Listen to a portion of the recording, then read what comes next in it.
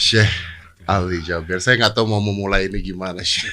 Tapi kita sangat bersyukur keadaan beliau, walaupun peristiwa seperti itu, luar biasa sehat beliau. Luar biasa sehat. Fisiknya hebat beliau ini. Ya, dan saya udah menyempatkan waktu juga. Ini pertemuan saya kedua kali ya, Syekh? Iya. Kedua kali, betul. Waktu itu masih ada di TV. Zaman jahiliyah dulu. Jangan gitu dong. Enggak. Tapi sih, mungkin gini sih. Ini banyak orang yang nggak mengerti. Sebenarnya saya nonton videonya. Terus terang saya nonton videonya dari Gus Miftah. Saya lihat videonya dan saya ngeliat itu, saya merinding waktu nonton itu. Karena pikiran saya pada saat nonton itu adalah ini orang niatnya, tadinya saya berpikir ya, ini orang niatnya ke leher. Karena saya ngeliat saya tuh gerak. Refleks bergerak. Nah, sebenarnya kalau saya bisa gambarin, kejadiannya seperti apa sih? Kok bisa kejadian? Penjagaannya di mana? Syekh ngapain gitu? Supaya orang-orang nih tahu, jadi nggak pikirannya kemana-mana gitu sih. Iya. Bismillahirrahmanirrahim. Assalamualaikum warahmatullahi wabarakatuh. Waalaikumsalam. Selamat malam, salam sejahtera untuk kita semua. Terima kasih Mas Dede dalam kesempatan ini, guru tercinta Gus Miftah. Alhamdulillah. Pertama saya bersyukur qaddarallah wa lataf. Takdir Allah itu sangat lembut dan Allah selamatkan. Dan bagi saya ini pengalaman baru. Iya, jadi Pengalaman ditusuk. Iya, Pengalaman jadi baru. karena Mungkin saya boleh deketin ini. iya, karena selama di Indonesia sudah mau 12 tahun, 12 tahun saya. ya, tidak pernah saya menyakiti orang, mau agama manapun atau kelompok manapun, tidak pernah saya suka bahas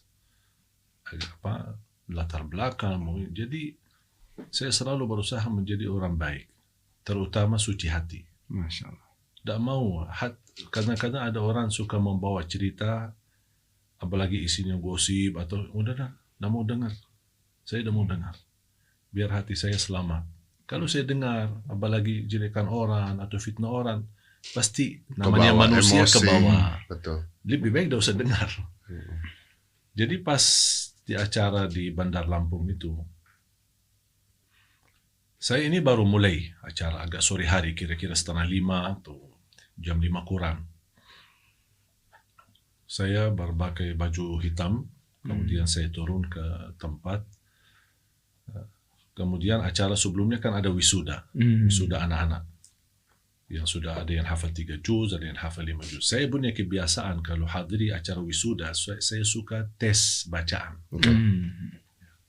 Karena saya orangnya menggerakkan hafalan, tapi harus bacaan yang benar. Ya.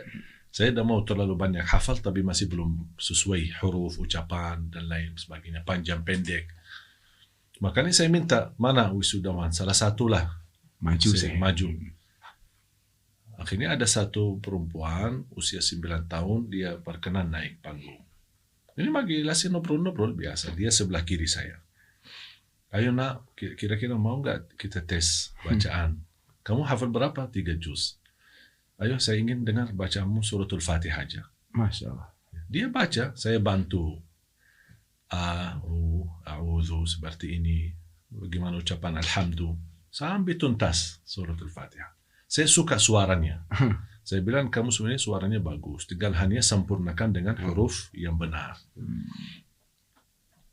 Karena saya punya kebiasaan apalagi dekat dengan anak-anak, kan kita kan ada acara hafiz sama anak-anak.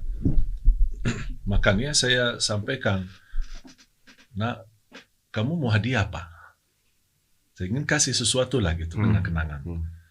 Dia bingung mau jawab apa. Udah tanya ibumu kamu. Suruh dia turun ke ibunya. Oh, dia turun nih. Iya, turun panggung, dia bicara sama ibunya. Sebentar lagi balik. Jadi mau sepeda. Oh. Udah, Iman kamu bisa sepeda? Enggak. Pernah naik sepeda? Enggak. Terus gimana aku mau sepeda tapi tidak bisa-bisa? Enggak, tanya ibu kamu mau hadiah apa lagi gitu. Saya sebenarnya keinginan saya, dia bilang umrah. Ya. Okay. Niat saya begitu. Jadi dipancing terus nih ya. Iya. Terus dia turun lagi bicara sama ibunya, terus balik lagi. Mau hadiah apa? Mau umrah. Sesuai apa yang saya mau kan? Ya udah, mana HP-nya? Coba Bunda naik lagi. Saya suruh ibunya naik. Ibunya datang naik di atas panggung. Kemudian saya minta, Bu, boleh nggak pinjam HP-nya? Mau foto sekalian. Sebenarnya niat saya mau video hadiah kejutan. Selamat ibu sama anaknya dapat hadiah umrah. Tapi pakai selfie. Pakai selfie. Oke. Saya kan nggak megang handphone kan.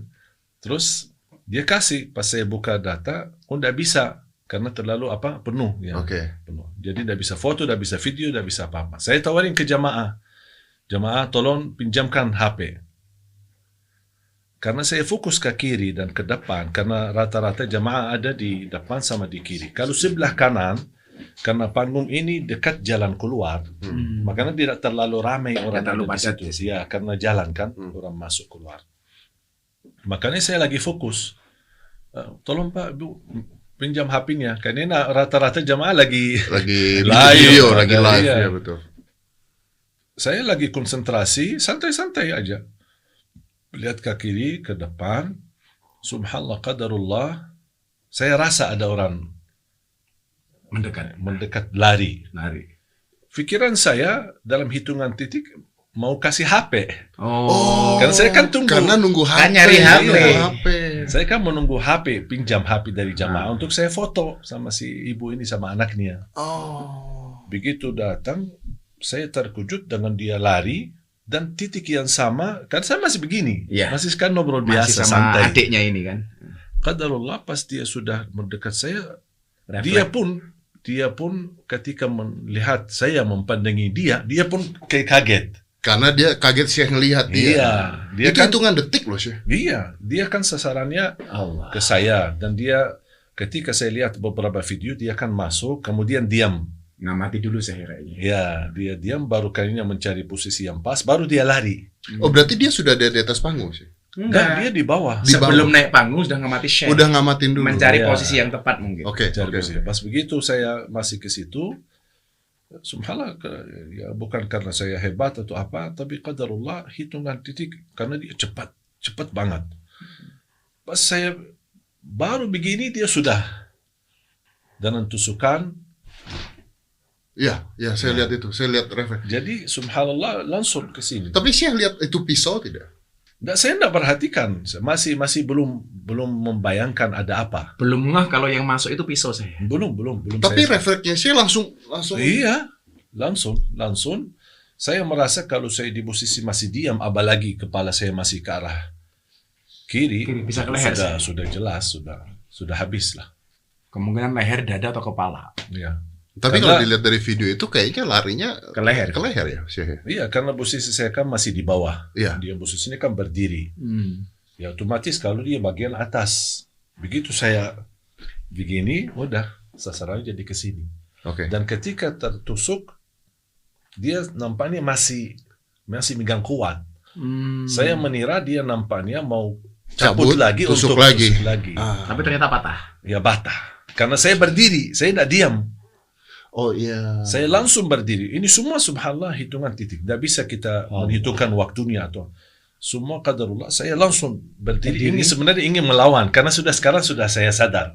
Bahwa diserang ya. Iya. Itu Syekh ngelihat berarti ketusuk. Terlihat, ya. Sakit pada saat itu? Di saat langsung enggak. Ya karena begitu saya belum berdiri, sadar bro. Belum sadar. Jadi belum sakit. Ya, begitu saya berdiri dan sebenarnya saya niat ingin melawan. Oke. Ingin melawan, tapi karena saya berdiri, otomatis karena dia masih megang kuat dan tusukannya sudah masuk ya. Ya, batah. Pas karena saya berdiri. Karena badan saya semua, saya kan iya. dibanding besar. dia kan kurus. Lebih besar beliaunya. Betul. Iya. Makanya pas begitu berdiri, batah, baru jamaah. Dan saya lihat reaksi dari jamaah cukup agak hambat lah. Karena mereka juga pun kaget ya. Semua mungkin menunggu HP. Ini barangkali lagi mengantar HP buat foto. Pas begitu saya berdiri, jamaah langsung tahan dia. Kemudian saya melihat sudah berdarah. Ada pisau. Syekh lihat tadi. Iya. Ada. Baru sakit. Iya, baru terasa sakit ya. Bikin kayak film karton. Habis juga baru. Pas gitu, terus saya lepas dan ucapan. Itu Syekh lepas. Iya, dan lepas. Mudah ngelepasnya. Awalnya sakit karena dia agak dalam. Saya kan tidak tahu. Oh, jadi yang nyopot pisau yang patah saya sendiri? Iya, Masya saya Allah. sendiri. Saya keluarkan dan ucapkan bismillah. Terus saya lepas, saya Begitu saya lepas dan saya buan, baru saya sadar luka cukup dalam sambil robek bajunya yang luar sama dalam, dan langsung saya menyadari jamaah lagi ramai memukul dan mengajar. Oke. Tapi sebelum kita lari ke jamaah memukul, itu Syekh pada saat ketusuk dan Syekh cabut, itu berarti darahnya banyak dong harus. Cukup banyak. Tapi untungnya pakai jubah warna hitam, bukan putih. Iya, karena saya yakin kalau warna putih. Histeris jamaah. Ya, pasti stres jamaah. Karena kelihatan hitam banget. aja udah basah semua. Apalagi udah putih kan. Oke. Dan saya pada saat itu ngelihat akhirnya si pelaku ini dihakimi oleh jamaah. Saya langsung berdiri di atasnya, jangan. Dan justru beliau melerai supaya tidak dipukuli sama jamaah. Diselamatkan. Betul. Nah, ini yang menarik nih. Justru menarik. Satu sebelum itu, bro, saya melihat respon dari jamaah ketika melihat kondisi ini memang agak telat, bro. Lihat respon. Karena kaget lah pasti. Karena kan nggak tahu kan. Apalagi saya pada saat itu minta handphone. Karena berdirinya Syekh sama berdirinya jamaah yang di belakang panggungnya Syekh itu. Duluan Syekh. Saya berdiri baru jamaah berdiri. Iya, padahal ada di kanan kiri masih ada orang. Dan itu kejadian di depan anak-anak berarti. Jelas. Kan wisudanya yang hafid anak-anak, bro. Iya. Sambil saya memperhatikan anak itu, alhamdulillah syukur dia ada di sebelah kiri saya. Mungkin saya kira ketika beliau pelaku masuk mencari posisi, mungkin seandainya kalau posisi anak ke sebelah kanan, mungkin dia cari sarang ke sebelah kiri. Oke.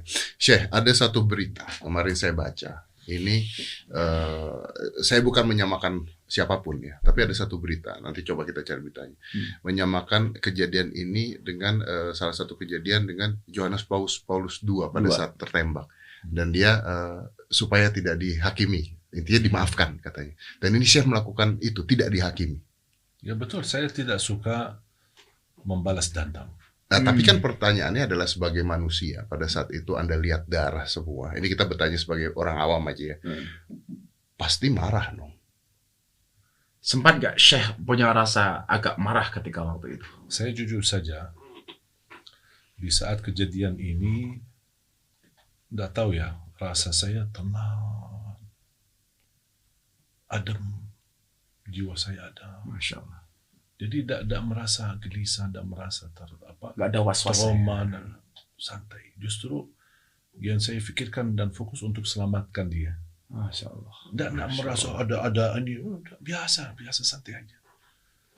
Benar, saya jujur saja saya tidak tahu apa rahasianya, tapi betul-betul Allah kasih di saat itu ketenangan yang luar biasa. Saya rasakan. Saya percaya karena kan maksudnya itu kejadian cepat sekali sih. Sebenarnya kalau kejadian itu terjadi, lalu Syekh misalnya melarikan diri, kan ya namanya orang ketusuk kan menyelamatkan diri, orang itu mati pasti. Tapi Syekh bisa nyelamatin orang ini. Nah, dan masih fokus dengan tersangka. Orang ini. Dan artinya Syekh lihat orang ini dipukulin. Dan Syekh stop pada saat itu. Iya, saya lihat di stop. Syekh bilang apa untuk stop itu? Saya bilang kasihan. Jangan begitu. Dia memang salah, tapi bukan begitu caranya kita memperbaiki. Berarti Syekh teriak dong, kencang dong. Iya, teriak di depan jamaah sampai ada jamaah sampai sebelah saya. Kok Syekh kok kasihan? Kita kasihan Syekh. Nah, saya bilang dia tetap manusia. Mohon diamankan sambil datang ke aparat kepolisian. Bahkan ketika mau diamankan, ada seorang jamaah pegang kaki saya. Pegang kaki mau tarik. Ditegur sama Syekh. Saya tegur lagi.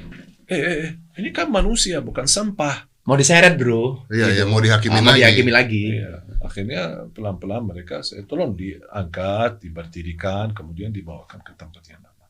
Dan Syekh lihat itu semua. Saya lihat, baru saya dibawa ke puskesmas. Pada saat Syekh melihat orang itu, pemuda ini ya, apa rasanya? Dendam, marah, emosi? Tidak saya pikir lagi. Setelah kejadian sudah saya mengamankan dan saya merasa tenang, tidak akan dijadikan apa-apa. Saya udah habis itu udah pikir lagi. Tapi sempat ketemu saya sama orangnya ini. Nggak ketemu aja. Ya pada saat kejadian itu. Saat itu hanya saya mengucapkan apa yang saya pelajari ketika ditembak musibah. Alhamdulillah, innalillahi wa inna ilaihi raji'un. Itu aja ucapan saya sambil jalan. Nggak pikir apa-apa. Nggak pikir siapa, apa motifnya, apa urusannya, apa alasannya. Nggak pikir ini semua. Saya pikir ini takdir dari Allah, alhamdulillah. Ya Allah, ini darimu, alhamdulillah. Inna lillahi wa inna ilaihi raji'un. Itu aja yang saya ucapkan. Semudah itu. Semudah itu. Itu yang saya ajarin. Iman beliau udah nggak kayak kita, bro. Tawakalnya udah nggak kayak kita. Dan firasatnya yang luar biasa. Tadi beliau cerita, setelah sekian lama beliau nggak pakai jubah hitam. Kok pas di hari itu beliau pakai jubah hitam? Padahal biasanya putih saya. Iya, selalu putih atau apa. Terakhir pakai baju hitam kapan saya? Pakai jubah hitam. Cukup lama pas acara kultum lah di TV. Kalau untuk kamu jamaah sudah hampir jarang. Masya Allah. Nah, ya firasat itu. Iya. Syekh, tapi kan kejadian ini pasti membuat banyak orang marah. Pasti membuat banyak orang ingin bergerak. Itu biasa lah. Pasti ingin buat, wah nanti bisa jadi demo, bisa jadi apa. Kita tahu lah kejadian-kejadian seperti ini pasti bisa seperti itu. Dan Syekh melihat ini seperti apa? Maksudnya sudah atau gimana? Atau ada yang menawarkan diri barangkali. Enggak, begini, saya sebenarnya melihat, saya mempercayai satu hal. Tidak ada sesuatu yang terjadi kebetulan. Semua ditentukan oleh Allah. Atas izin Ditakdirkan Allah. oleh Allah. Bahkan kata Umar Khattab radhiyallahu anhu, kita lari dari takdir ke takdir. Masya Allah. Ya, betul. Jadi apa yang kita buat? Tidak bakal bisa merubah takdir. Saya percaya ketika kita reaksi dengan takdir, tidak akan berubah. Marah, emosi, tidak berubah. Kalau takdir ini bisa rubah, saya mau duluan marah. Tapi buat apa? Kecuali ada manfaat.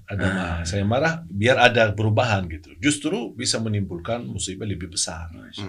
Makanya saya memilih tenang, memilih diam, dan saya belajar ketika ucapkan alhamdulillah itu.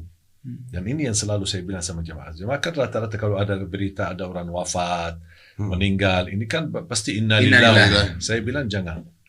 Pertama alhamdulillah. Kenapa alhamdulillah? Di situ ujiannya.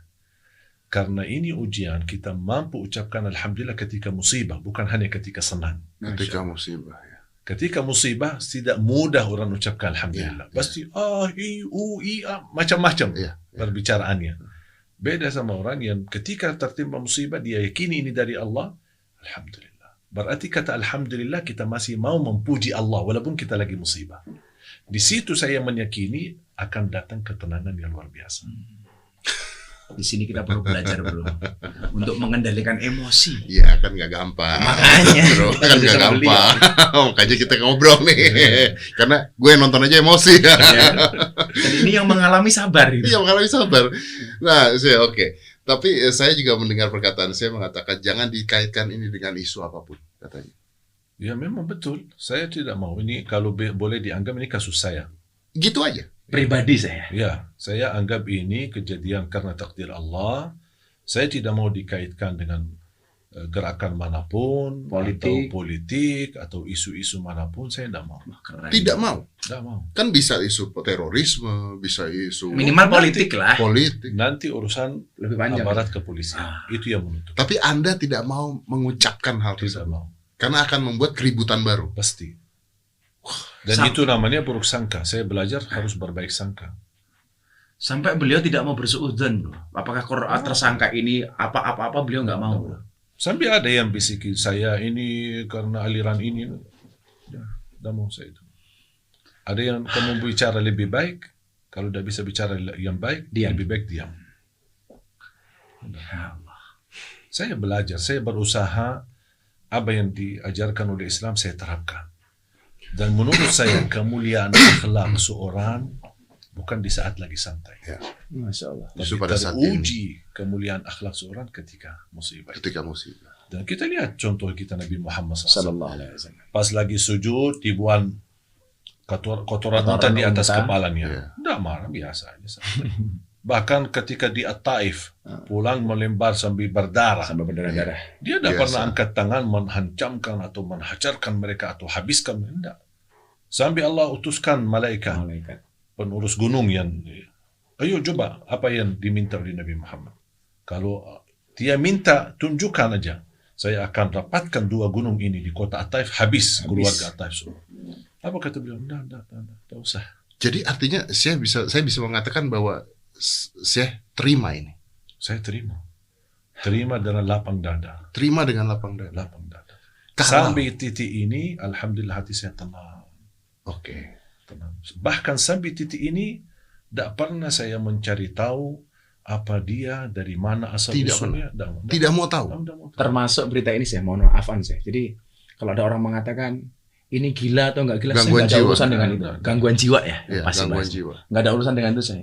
Saya tidak mau terlalu cepat ini mau berbicara. Cuma saya kemarin agak sedikit kecil hati ketika terlalu cepat Ya. Memvonis itu sih. ya memfonis, apalagi pihak Gangguan polisi yang jiwa berbicara begitu. Makanya saya harap aparat kepolisian sabarlah dulu, dalami, dikaji betul supaya bisa memberikan informasi yang transparan dan jelas, Oke. yang pasti. Tapi Syekh, kalau seandainya misalnya Dinyatakan gangguan jiwa, apakah Syekh terima? Ya terima, Terima. ya terima. Saya percaya lega hukum.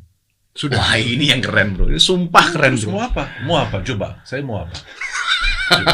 Saya nggak percaya kalau gangguan jiwa kan nggak mungkin Oh, sekelas beliaunya. Mau ribut? Mau ribut. Coba. Insyaallah. Coba pikirkan. Kalau saya ribut apa gunanya? Manfaatnya. Kalau ribut membawa manfaat, saya mau.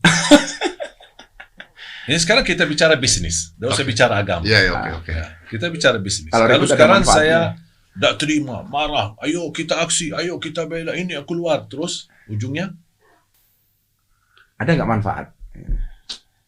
banyak orang terganggu aktivitasnya, banyak orang bisa meninggalkan kepentingan keluarganya, bahkan bisa terganggu fasilitas ibadahnya yang muslim maupun non-muslim, mengganggu aparat keamanan, membebankan pemerintah, bahkan mendorong masyarakat untuk membuat sesuatu yang tidak tahu hasilnya apa. Di pandemi lagi. Iya, pandemi lagi. Tapi kan Anda korban, Syekh.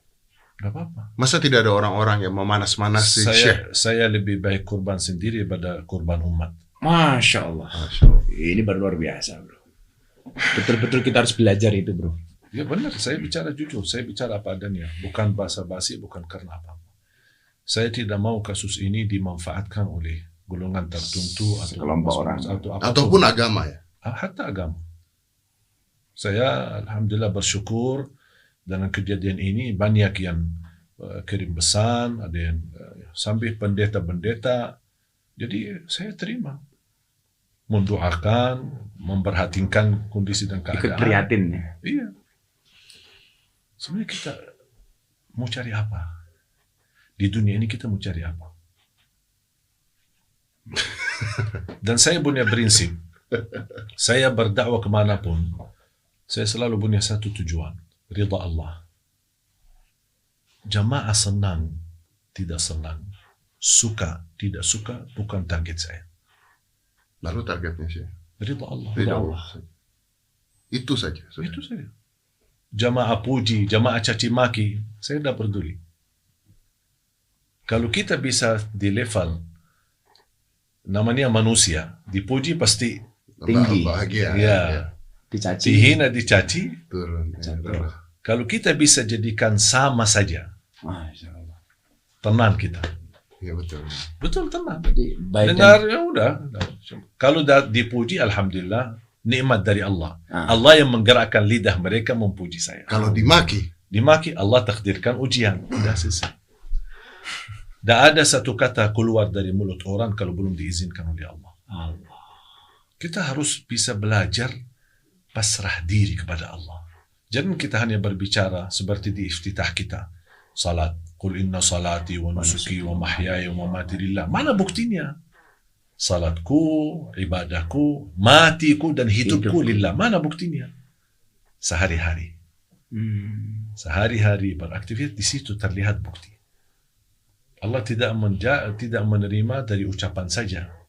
Banyak orang berkata, aku cinta Nabi Muhammad. Tapi coba kita lihat perilakunya Nabi Muhammad tidak. Dan cukup orang berbicara. Kita mohon maaf pintar berbicara. Pandai berbicara. Bisa mengambil kalimat yang terbagus, kalimat yang terindah. Tapi kalau perilaku kita tidak pas, perilaku kita tidak baik, buat apa? Ya. nggak Tapi sesuai. mungkin malah Gus, kalau kita ngeliat ini, Gus, kalau saya ngeliat ini, justru apa yang dilakukan sama Syekh ini malah bisa menjadi satu momen pemersatu Indonesia. Di semua agama, semua ras, semua Sebenarnya tergolong. saya harap,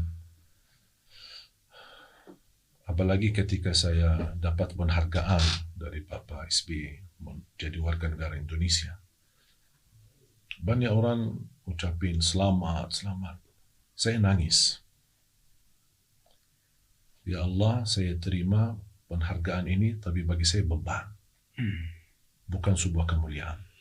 Kenapa saya beban? Karena saya dengan kepercayaan itu menjadi warga negara Indonesia. Berarti saya sekarang terhitung sebagai rakyat Indonesia.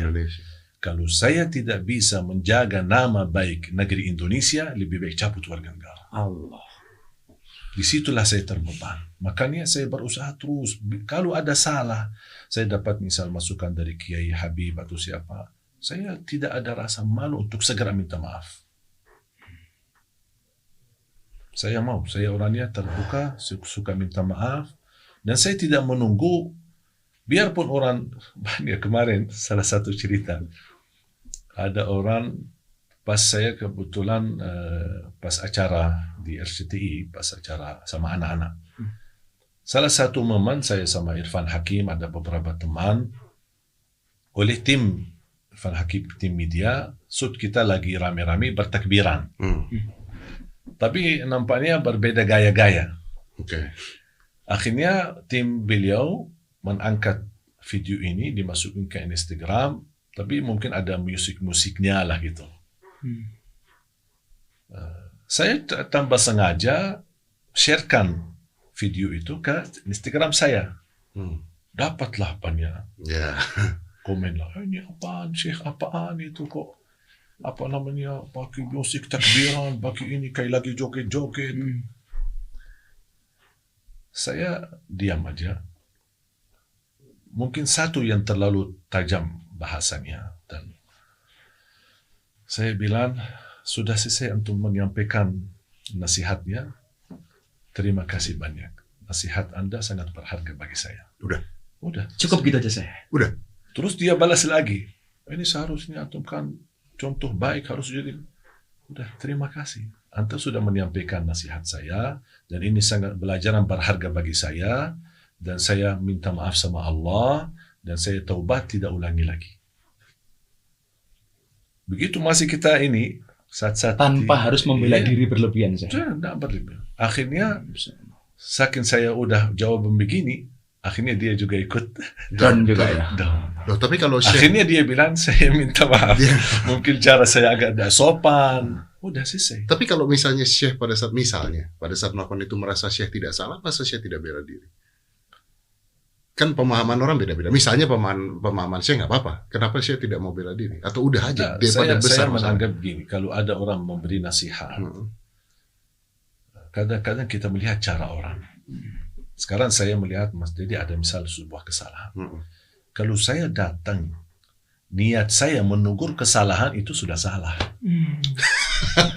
Itu sudah salah. Kalau sudah menganggap diri menegur kesalahan orang, berarti kita merasa diri lebih mulia daripada dia. Jadi harusnya gimana?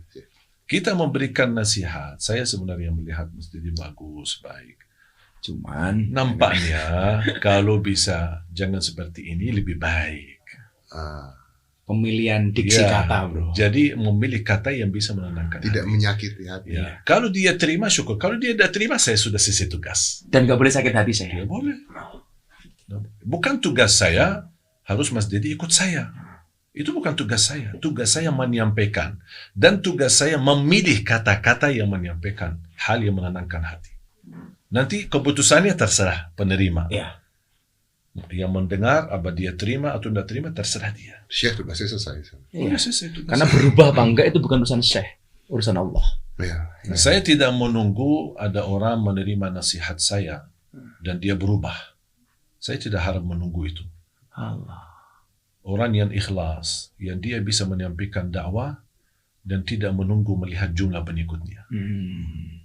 Mau yang ikut 1, mau ikut 1 juta. Ya.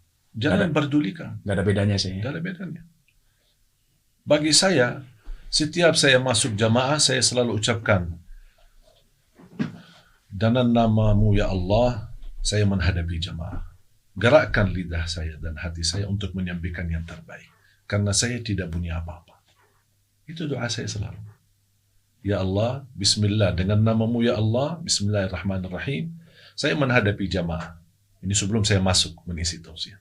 Dan saya tidak punya ilmu apa-apa. gerakkan lidahku dan hatiku untuk menyampaikan yang terbaik buat jemaah. Jadi fokus kepada proses, jangan berorientasi kepada hasil. Ya, hasil apa tidaknya Urusan itu sudah Allah. bukan tugasnya. Tapi satu hal bro, yang pelajaran bagi kita. Jadi baik dan buruknya kita itu kadang-kadang tergantung persepsi orang. Bro. Iya betul. Jadi Mas Didi kok begini nggak pantas, kita ikut-ikutan. Mas Didi harusnya begini, kita ikut. Akhirnya Sementara akhirnya kita nggak nyaman. Tapi kalau beliaunya kan baik dan buruknya bukan atas persepsi manusia, tapi persepsinya Allah. Jadi diam di sana aja Iya pokoknya. sudah, makom beliau di situ. Maksudnya nggak usah pusing. Nggak usah pusing sudah. Urusan Allah, kenapa kita ikut campur? Sekarang mohon maaf, kita sudah kasih nasihat orang. Terus kalau belum Allah kasih hidayah, masa kita, apa aku nggak faham, goblok kamu. Terus mau apa? Nggak menguntungkan juga. Nggak ada. Emosi ya. Saya udah nasihati kamu nggak berubah sih. Gitu. Aduh.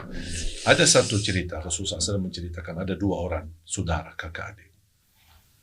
Satu ahli ibadah dan satu ahli maksiat.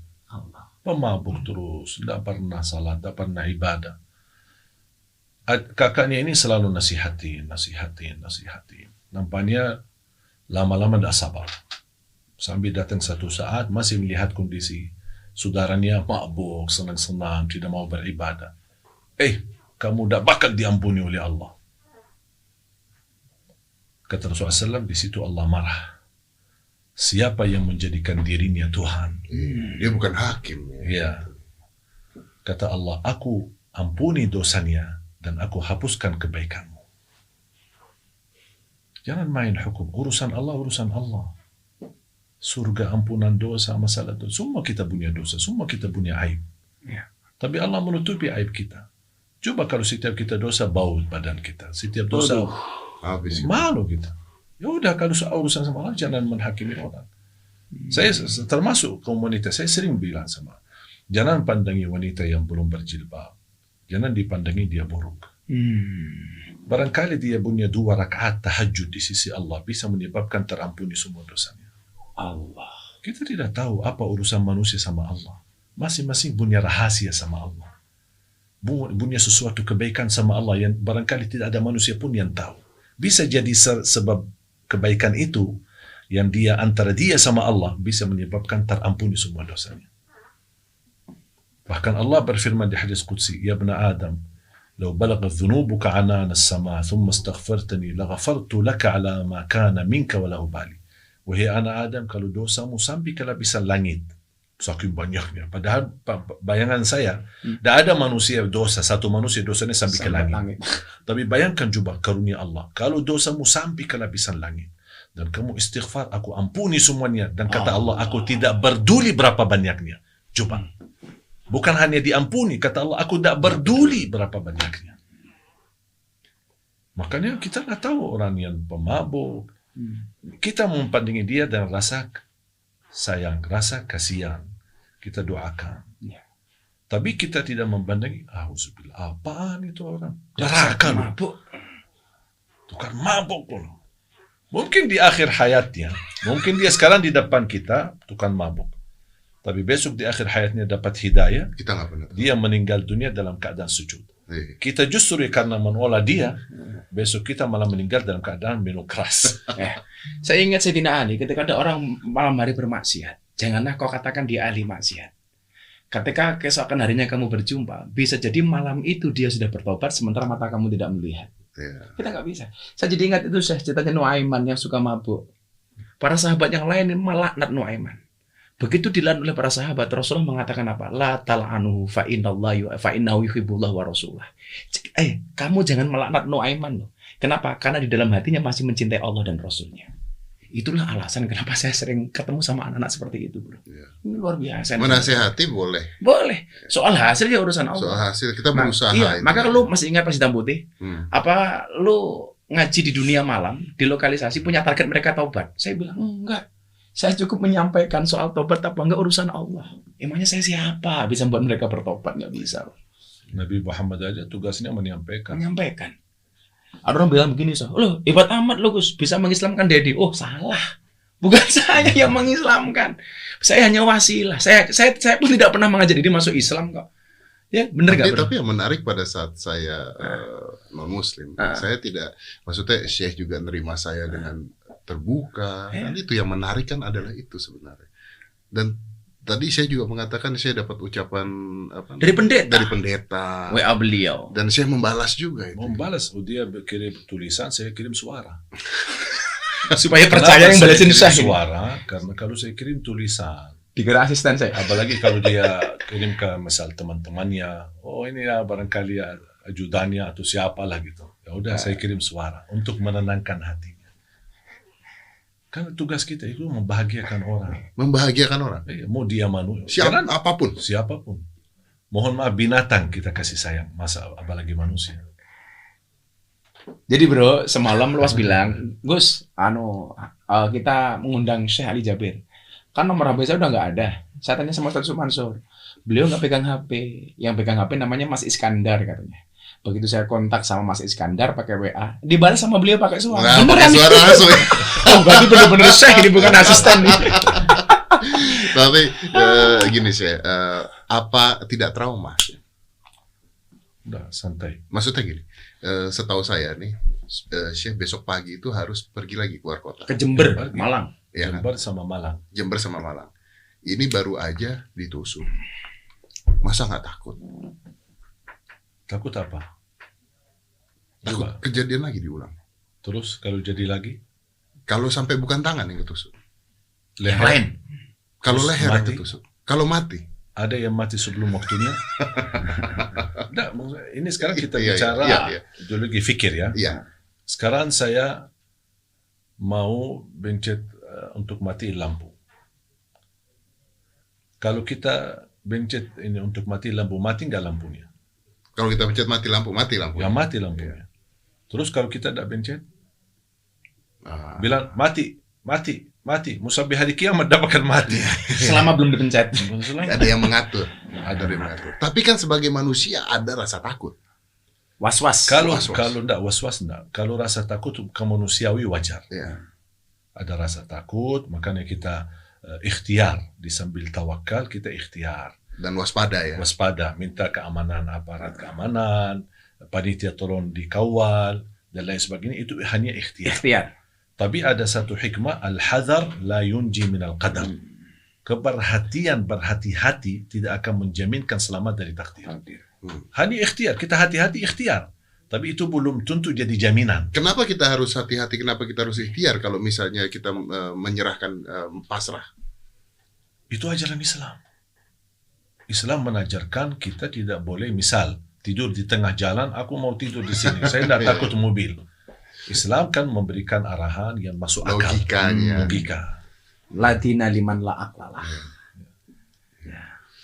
Dan sebenarnya menurut saya ketenangan di hati ini kuncinya kemuliaan akhlak. Semakin kita mau meniru Nabi Muhammad. Nabi Muhammad jangankan disengani oleh umat Islam, dipuji oleh orang non-Muslim. Ya. Buka sejarah, silakan buka sejarah. Semua ahli agama lain memuji Nabi Muhammad SAW. Bahkan mereka menjadikan Nabi Muhammad figur akhlak yang mulia. Dan saya meyakini kemuliaan akhlak itulah inti daripada agama. Kemuliaan Akhlak. itu inti Dari daripada agama. Bahkan kemuliaan akhlak bisa mencapai derajat tinggi, melebihi daripada derajat orang tahajud dan puasa. Masya Allah. Kemuliaan akhlak. Saya pernah ada satu kejadian pas haji. Di saat haji baru pertama kali aktifkan kereta antara masyair. Kalau ada Arafah Mina lah Arafah, dan sebagainya, ada baki kereta, kereta dalam lah. Dan jamaah yang mengizinkan pakai kereta pakai stiker. Jadi ada yang stiker. Terus kita antri. Namanya kereta pertama kali, pasti orang penasaran ingin coba kan. Ingin masuk. Ya. Terus dorongan orang, ini teratur safnya. Akhirnya orang yang di belakang saya, mungkinnya tertekan dan mendorong saya juga terpaksa mendorong orang lain ke depan. Nampaknya orang yang di depan emosi. Melihat ke saya, mohon maaf dia ucapkan, anjing loh. pakai bahasa Arab. Pakai bahasa Arab ya. Saya langsung begini reaksi saya. Anjingnya Mana anjingnya? Mana anjingnya? Dia pas begitu lihat saya malah ketawa. Saya bilang, maaf Pak, saya Ali bukan anjing. Mungkin maksud kamu anjing, tapi tidak ada anjing di sini setahu saya. Ketawa. Menjadi teman akrab sampai sekarang. Masya Allah, wasilahnya itu saya. Tidak usah marah, tidak usah. Belajar. Belajar membalas dengan kemuliaan akhlak. Ada orang lain ketemu luar biasa. Nampaknya mungkin dia dapat informasi apa, isu-isu fitnah lah macam-macam. Sebelum dia tabayun, sebelum dia berbicara, tanya sebenarnya apa kejadian atau betul atau tidak, dia langsung datang sebagai menghakimi saya. Munafik lo ini kami jadi maki habis. Saya diam. Teman-teman saya yang ada di kanan kiri emosi. Saya bilang, dia belum selesai bicara. Biar dia selesai dulu. Dia belum selesai bicara. Saya lihat wajahnya sudah merah, matanya sudah setan. Merah, semua jadi merah. Saya di hati saya, ini setan. Saya langsung istighfar, bismillahirrahmanirrahim. Allahu la ilaha illallah. Sampai dia lagi caci maki. Begitu selesai, dia mulai diam. Dia menunggu saya Marah atau membalas atau menjawab apa. Begitu dia selesai, Pak, udah selesai? Udah. Gini kan dia kan? Saya bilang, udah. Terima kasih. Assalamualaikum. Udah gitu. Udah selesai. Padahal dia pengen ada counter attack kan. Ternyata nggak ada counter attack. Jadi mohon maaf juga kalau saya Panjang tuh. panjang. Tidak bakal habis. Berbalas pantun ya. Tapi ini luar biasa ya. Nah, yang saya dapat ini apa sekarang? Apa pelajaran yang saya dapat? Kan sehidup ada pelajaran dalam hidup. Saya ditusuk. Saya nggak tahu tujuannya apa. Saya juga tidak mau berperasaan. Kita juga nggak perlu tahu motifnya apa. Betul. Mau itu dibilang apa, itu biar urusan petugas nanti. Penegak hukum lah. Pemerintah, penegak hukum. Tapi kalau mata kepala saya melihat bahwa kemungkinan besar kok diri saya orang biasa melihat mau nusuk leher misalnya seperti itu. Tapi kan apa pelajaran apa yang saya dapat? Saya selalu berprinsip begini. Orang yang salah sama saya doa, ya Allah ampunilah dia. Kalau saya yang salah kepada dia, ya Allah ampunilah saya. Sudah selesai. Saya tidak mau panjang lebar. Saya sekarang berhubungan dengan Mas Dedi. Saya rasa Mas Dedi ada salah sama saya. Ya Allah ampunilah dia. Kalau saya yang salah, ampunilah dia. Ampunilah saya. Sudah selesai. Jadi tenang ya? Tenang. Tenang. Sama istri saya kadang-kadang namanya, apalagi pulang malam, melihat aktivitas di Instagram, kok foto sama perempuan ini jamaah, kan namanya jamaah kan? Marah sudah. Habis dia marah, udah sayang, dah. Terus apa? Maunya apa? Hapus foto. Ya, kamu hapus saja sendiri. Sudah hapus? Sudah tenang?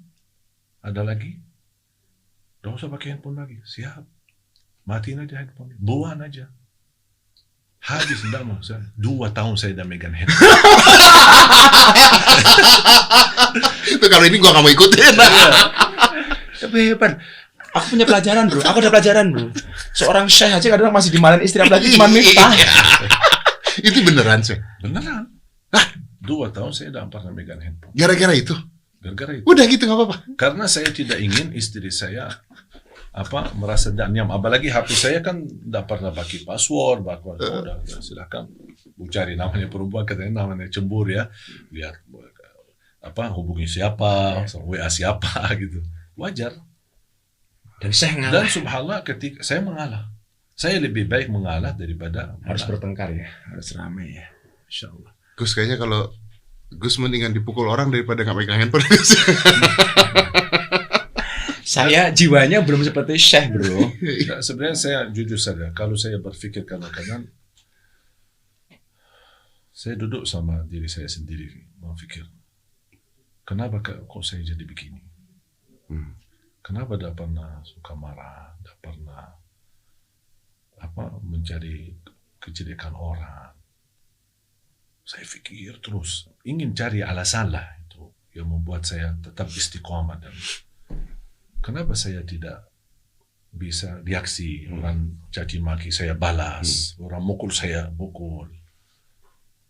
Akhirnya saya bisa menemukan semua itu kalau saya membalas, saya mereaksi apapun, tidak ada manfaatnya. Tidak ada manfaatnya. Anggaplah saya berantem sama orang dan saya jatuhkan, saya lukai dia. Terus buat apa? Untungnya apa saya? Tidak ada.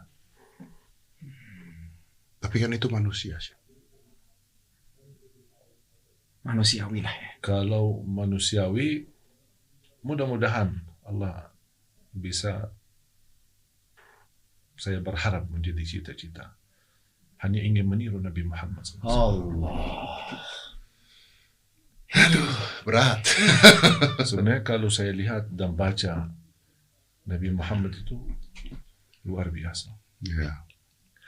Kadang-kadang saya berpikir, bahkan saya sering ajarin jamaah di tausiah-tausiah.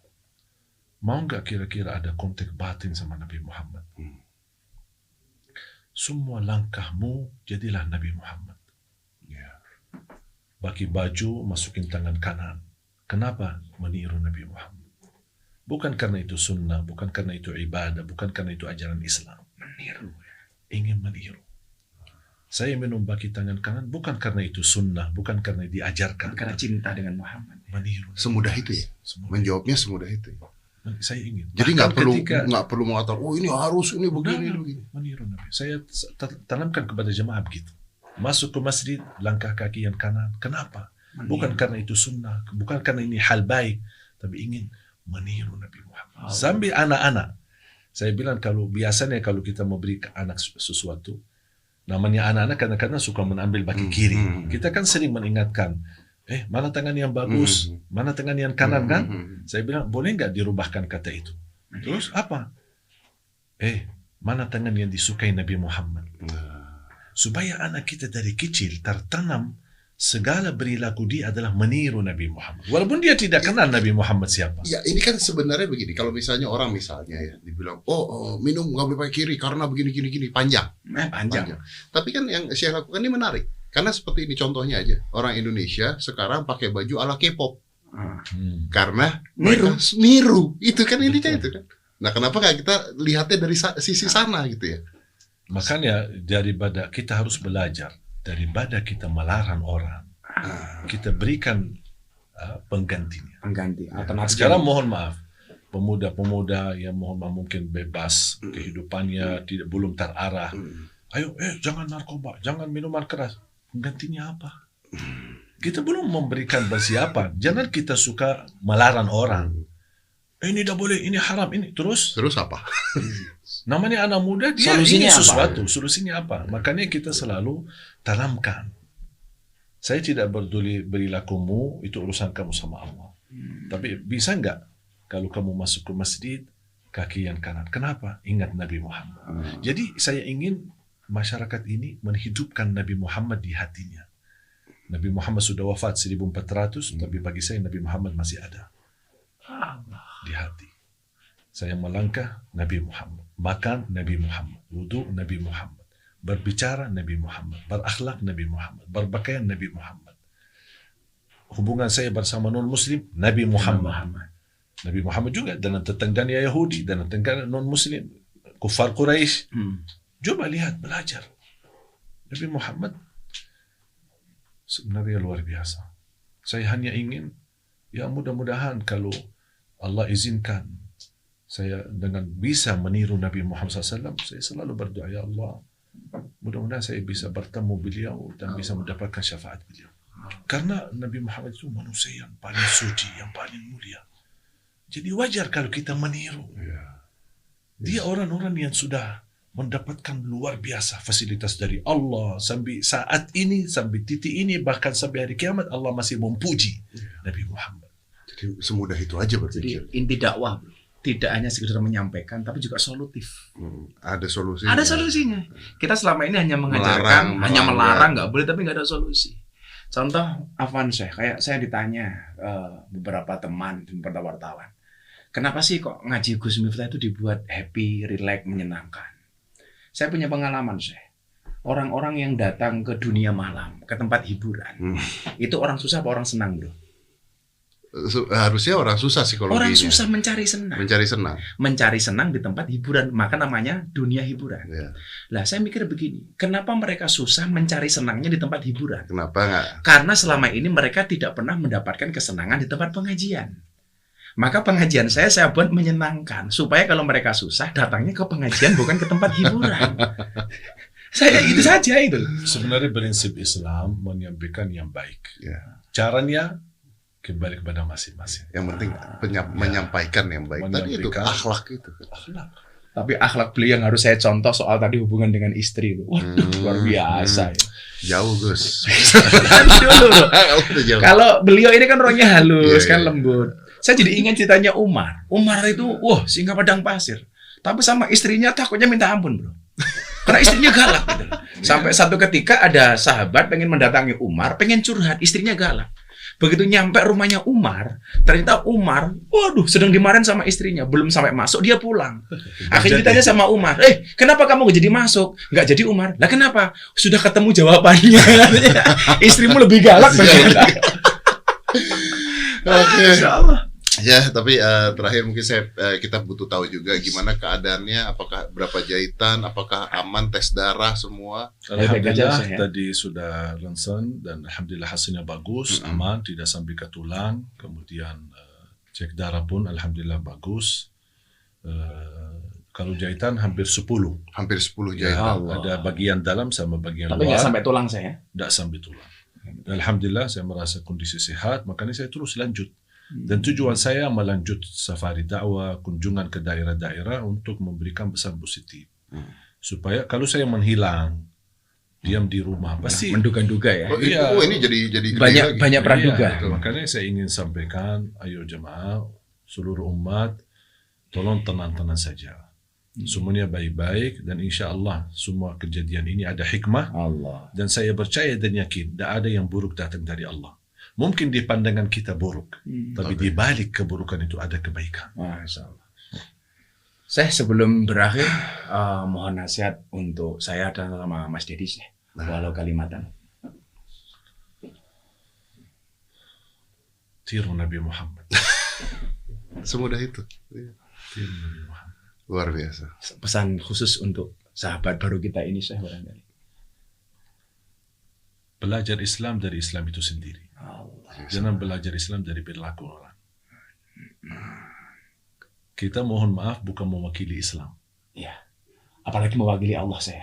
Kita hanya menyampaikan Islam, tapi belum tentu saya menjadi contoh. Allah. Jadi jangan tertipu dengan saya. Tapi yakini tidak bakal tertipu dengan Islam. Luar biasa. Pelajaran kita ini. Syekh, terima kasih banyak. Sehat selalu di satu Indonesia, satu dunia. Ini berita beliau rame di BBC Arab. Iya pasti, bukan Arab doang, ini di mana-mana ini. Satu dunia ini pasti melihat hal ini dan mendoakan, pastinya mendoakan. Dan hari ini kita melihat sisi lembut dari seorang Syekh Ali. Ya, dan ini mungkin bisa jadi contoh. Kalau misalnya orang seperti ini damai. Jadi kalau di Indonesia ada naturalisasi 10 orang gini aja, waduh subhanallah. Itu makanya kita tidak mau saling menyakiti. Kasus ini dimanfaatkan, saling melempar, dibicara laskar ini, laskar itu. Saya alhamdulillah berhubungan baik dengan semuanya. Menghormati mereka menghormati saya. Beda pandangan itu bukan berarti bermusuhan. Kita sekarang saya berbicara, mungkin tidak semua pikiran saya beda sama. Mungkin sekarang Mas Dedi mendengar apa yang saya sampaikan, ada yang tidak setuju misalnya. Iya, masih belum bisa diterima semuanya. Itu bukan kewajiban saya. Harus Anda setuju atau tidak setuju. Harus senang sama saya. Bukan tugas saya. Saya sudah menyampaikan apa adanya. Ya sudah. Sudah selesai. Kamu terima, tidak terima, ya bukan urusan saya. Senang, tidak senang, bukan urusan saya. Makanya alhamdulillah saya diberikan oleh Allah kemuliaan, kehormatan di tengah masyarakat, dan semua ormas menerima. Saya diundang oleh NU, diundang oleh Muhammadiyah, diundang oleh Jamaah Tabligh, diundang oleh kalangan Salafi, diundang oleh Saya datang. Dan tidak pernah, dan selalu saya sesuaikan. Masjid ini baki kunut, saya kunut. Masjid ini tidak baki kunut, saya tidak kunut. Tidak pernah saya datang, saya tidak mau baki kunut. Kalian harus ikut saya. Nah, ini namanya sombong. Egois. Udah sampaikan apa adanya. Dan insya Allah saya yakin kejadian ini mudah-mudahan menyadarkan umat. Intinya jangan terpancing emosi apa yang terjadi, apapun keputusan nanti oleh aparat kepolisian, saya percaya sepenuhnya. Dan tidak mungkin keluar keputusan kalau belum diizinkan oleh Allah. Udah saya percaya. Kalau Allah mentakdirkan anak itu dianggap gila, anak itu dibebaskan, anak itu berarti Allah yang mengizinkan. Tapi kalau di akhirat pasti ada mahkamah yang maha agung, Allah Subhanahu wa taala. Di situ tidak ada orang yang istilahnya terzalimi atau apa. Saya orangnya pasrah diri kepada Allah total. Kalau saya berkata tawakal, tak ada kata yang lain. Apa yang ada di hati sama dan ucapan lidah. Tawakal berarti yakin. Tawakal. Bukan tawakal, gimana ya? Gimana nanti? Bukan urusan saya. Tenang. Makanya saya tidak pernah pusing. Justru saya pusing karena didatangin media, ada yang pancing, tanya begini, mau dikaitkan. Suruh ngaitkan kemana-kemana. Nggak mau lah ya. Ini perlu catatan untuk teman-teman podcast ya, untuk smart people ya. Cukup ke masalah pribadi beliau, jangan dikaitkan kemana-mana. Dan mohon maaf ya, sampai ada beredar rekaman video menanyakan anak itu, kamu dari apa namanya? Yang dari kalangan NU. Oh iya, ini perlu kita klarifikasi, Bro. Jadi di video ketika tersangka ini ditangkap, itu di akhir video itu ada, kamu yang nyuruh siapa? Banser ya? Itu ada bahasa seperti itu. Dan sudah saya luruskan, jangan mengaitkan ini dengan siapapun. Saya sebenarnya dengan Banser sangat hubungan baik. Videonya ada itu, nanti kita lihat. Makanya saya harap video apapun ini bukan atas nama saya. Dan saya harap semua masyarakat tetap tenang. Mari kita menjaga kedamaian, menjaga kebersatuan. Ada berbeda di antara kita, beda pandangan, beda pemahaman, itu wajar, manusia. Beda otak, beda daya fikir, tapi jangan gara-gara perbedaan itu dijadikan permusuhan. Kita bisa hidup tenang agar kita nyaman. Kalau kita aman, nyaman, damai, pasti negeri kita aman. Amin. Ya. Aduh, Syekh Ali Jabir luar biasa. Ini jadi pelajar.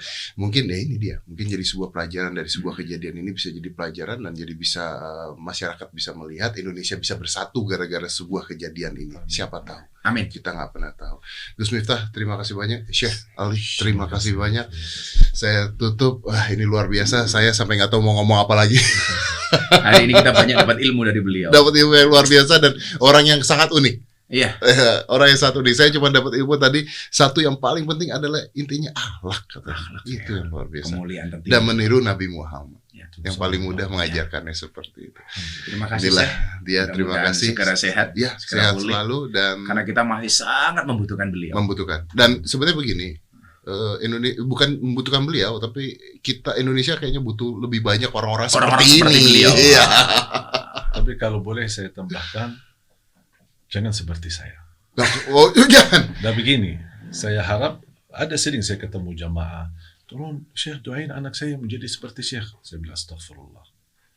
Mudah-mudahan lebih baik daripada Lebih saya. baik. Ya, amin. Karena mohon maaf, saya kan ada baik, ada buruk. Iya, betul. Kalau seperti saya berarti terbawa buruknya Terbawa juga. buruknya. Ambil baiknya saja. Ya, makanya saya bilang ambil. mudah-mudahan lebih baik daripada saya. Dan salah satu kebaikan yang saya contoh adalah soal HP. Oh, ya. Itu tidak bisa. Gus, terima kasih banyak. Syekh Ali Jabir, terima kasih banyak. Assalamualaikum warahmatullahi wabarakatuh.